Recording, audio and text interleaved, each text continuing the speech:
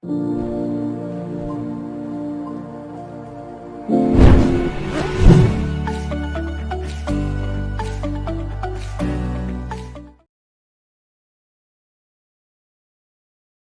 we are going to learn today is about how the goddess can be awakened within us, how we can release out those negative aspects of our life, how we can detach ourselves from the material identities which we have created, and how we can move ahead in life to fight those battles, to learn those lessons for which we are born here.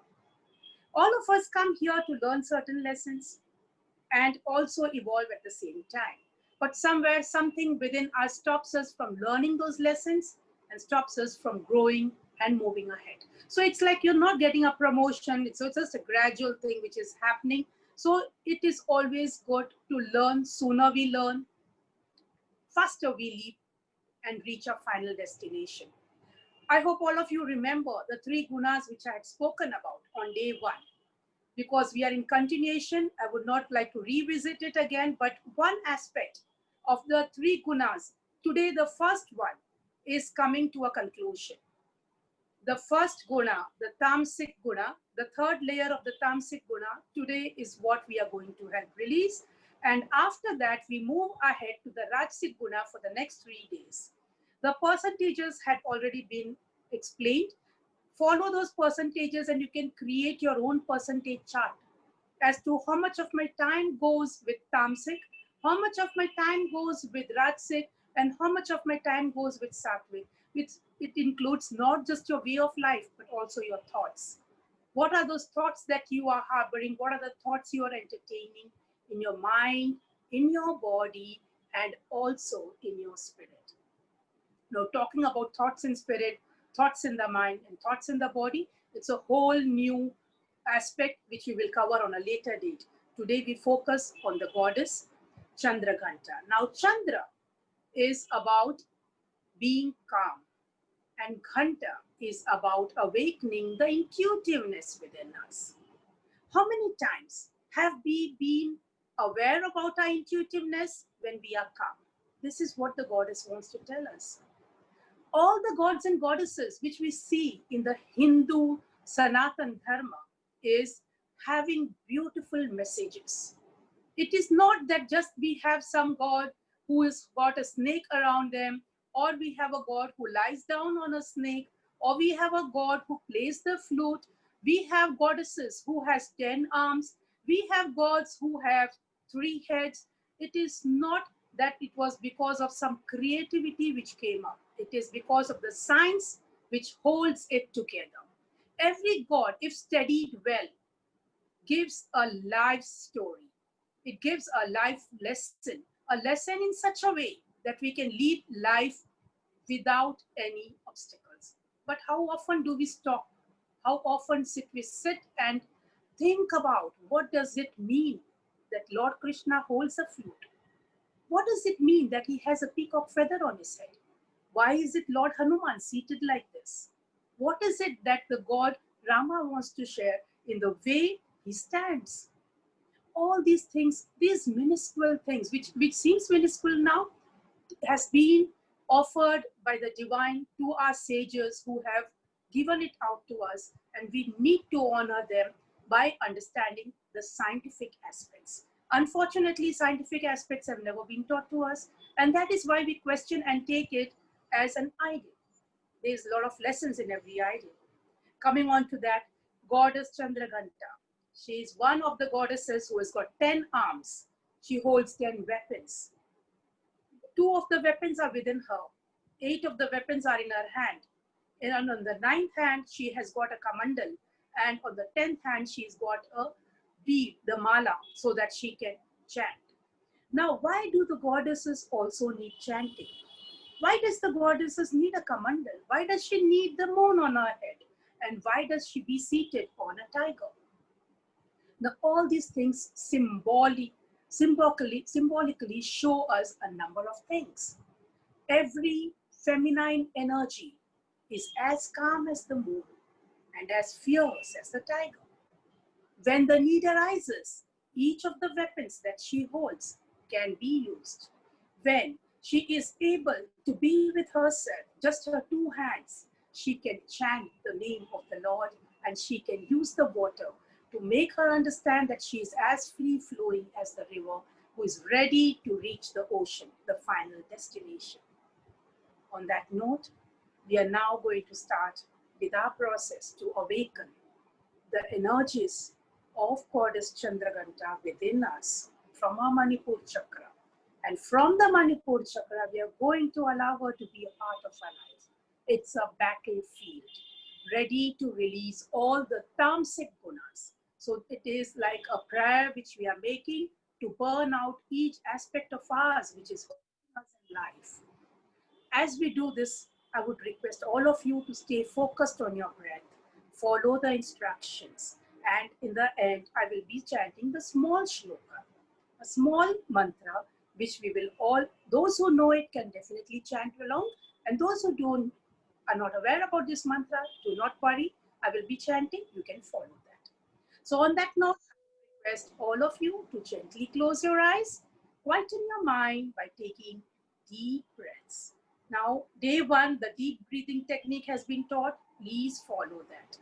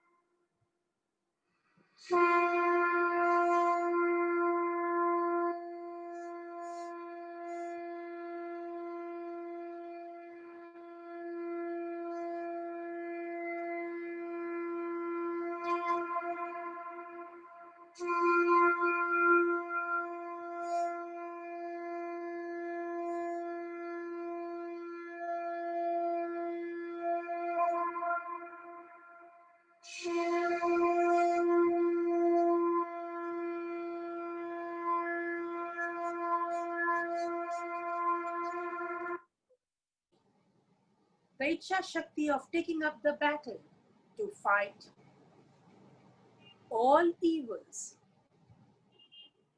which has been harbored in me, knowingly, unknowingly.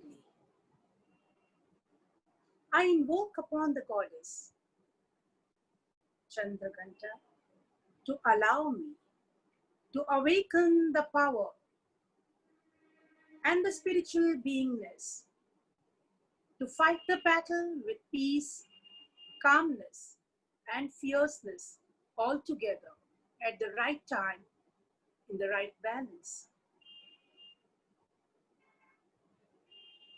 I invoke the energies to awaken serenity within me, to be able to handle life, to be able to handle this material life in a way which is full of compassion and love.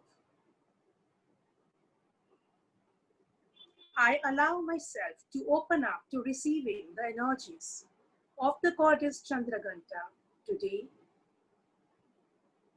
to bring about justice and courage within me.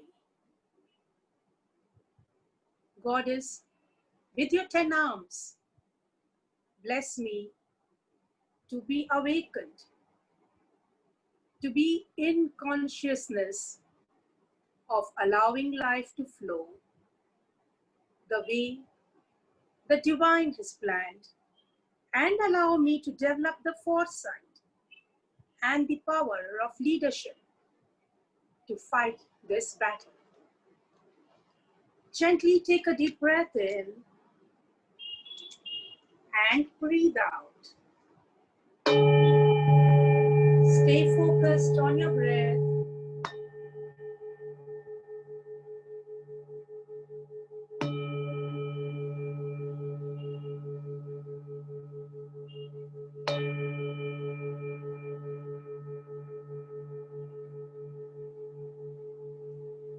Feel the fire awaken in your solar plexus.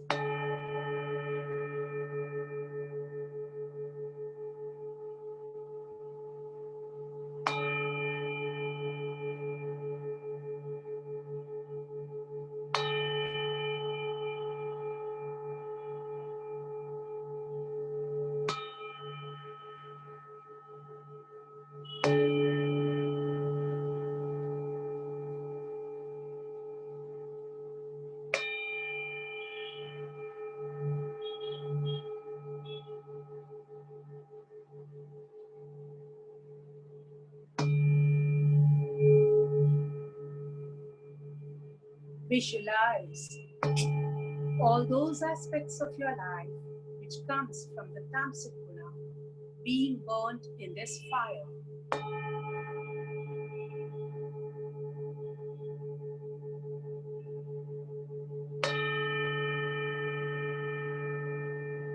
And as they get burnt, feel the calmness prevail in your head.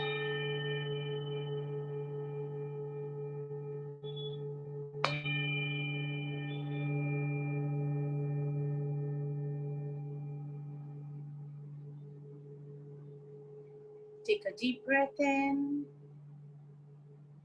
and gently breathe out. Slowly bring your awareness to your heart chakra. Bring your hands together in the Namaste position right in front of your heart as I chant the mantra of today's Devi, paying gratitude, love, faith, and forgiveness all at the same time.